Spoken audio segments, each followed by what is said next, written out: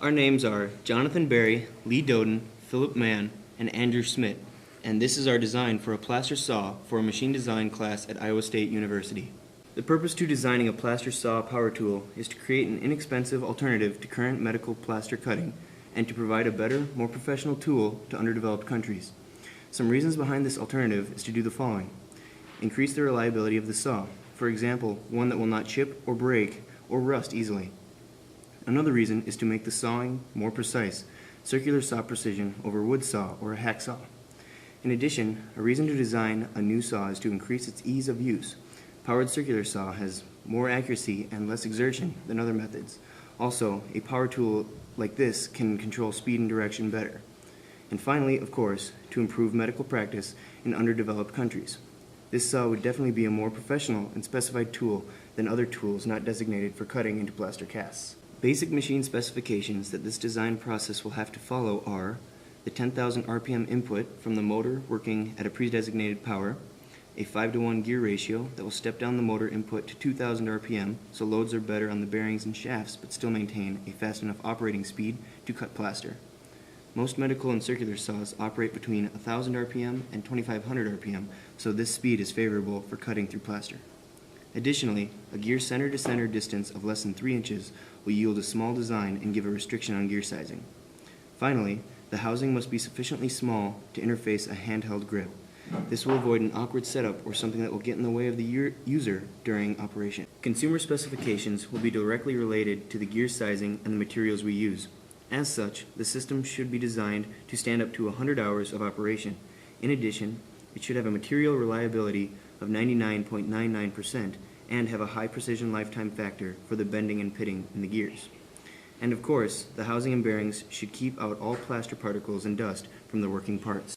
Some additional constraints to keep in mind while designing and picking materials should be focused around the profitability of the product. A product that fits specifications and a reasonable factor of safety while cutting the largest profit margin is most desirable. Some methods of doing so include materials used, metal for strength and plastics for cost. Materials should also be inexpensive because affordability can be a main issue for underdeveloped countries. Lifetime specifications are also important. Is it best to have a single product or an inexpensive product with a shorter lifetime? Also, any additional uses that this saw could be used for to be more versatile. Single-row ball bearings from Dyno-Roll were selected for use in this application. Ball bearings were selected because the bearings will be experiencing almost exclusively radial forces. They were also selected for their usefulness in high-speed applications. Using an application factor of 1.2 and a reliability of 99.99%, C10 values were calculated for the bearings. Both bearings on the pinion shaft had a required C10 value of at least 30.3 pounds. R2 ball bearings from Dyno-Roll with a bore size of 1/8 of an inch and a C10 value of 113 pounds were selected for this application. Because these bearings will be inside the housing, unshielded bearings were deemed to be sufficient. The inner bearing on the gear shaft had a required C10 value of 87.7 pounds. An R4A ball bearing from Dyno-Roll with a bore size of 1/4 of an inch and a C10 of 320 pounds was selected. This bearing is also unshielded since it will be within the housing. The outer bearing on the gear shaft had a required C10 of 120 pounds. An R4A2RS ball bearing from Dyno-Roll with a bore size of 1/4 inch and a C10 of 320 pounds was selected. This bearing is sealed since it is by the opening of the housing on the output shaft and must be protected from the plaster dust. The shaft from the motor supports the pinion between two bearings. The total length between the bearings is 1.1251 inches with the gear located in the center. The critical section was found to be at the gear. The minimum required diameter at the gear was found to be 0.1131 inches using a design factor of 1.5. This was increased to 3/16 of an inch because an adequately sized gear with a smaller bore size could not be found. The shaft diameter was stepped down to 1/8 of an inch at the bearings. This will prevent axial motion of the shaft. The required life of 100 hours requires the shaft to last for 60 million cycles. The slopes at the bearings and the deflections at the gears were found to be within tolerance. The shaft did not approach the critical speed.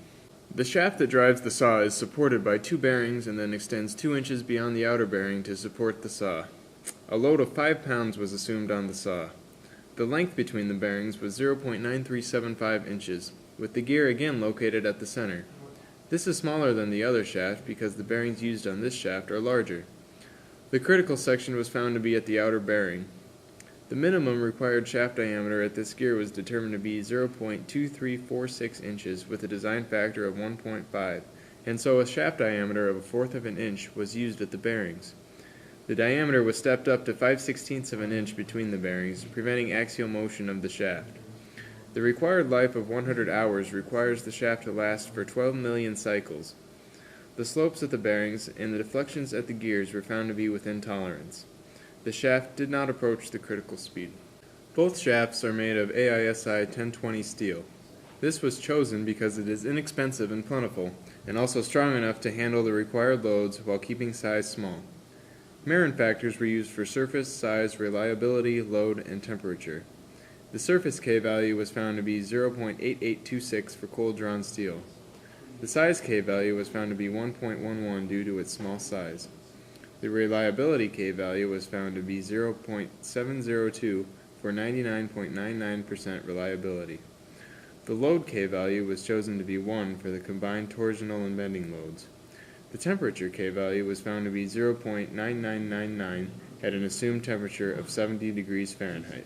The gears used for this plaster saw were spur gears from Rush Gears. Spur gears were chosen because they are the most inexpensive, while still able to handle the required loads. The gear ratio is 5:1 as specified. The diameter of the pinion is 1/2 inch and the diameter of the gear is 2.5 inches. The pinion has 16 teeth while the gear has 80, giving a diametrical pitch of 32. The pinion has a bore size of 3/16 of an inch, while the gear has a bore size of 5/16 of an inch. Both are attached to the shaft using a hub and a set screw. The pinion runs at 10,000 revolutions per minute, experiencing a torque of 0.93 inch-pounds. The gear runs at 2,000 revolutions per minute, experiencing a torque of 4.649 inch-pounds. Both gears are made of stainless steel, which is strong enough to prevent pitting and bending with factors of safety of greater than 3. The gears were designed for a life of 100 hours or 60 million cycles on the pinion and 12 million cycles on the gear. The housing was designed as a single part made of high-density polyethylene. It is designed to support only 2 of the bearings.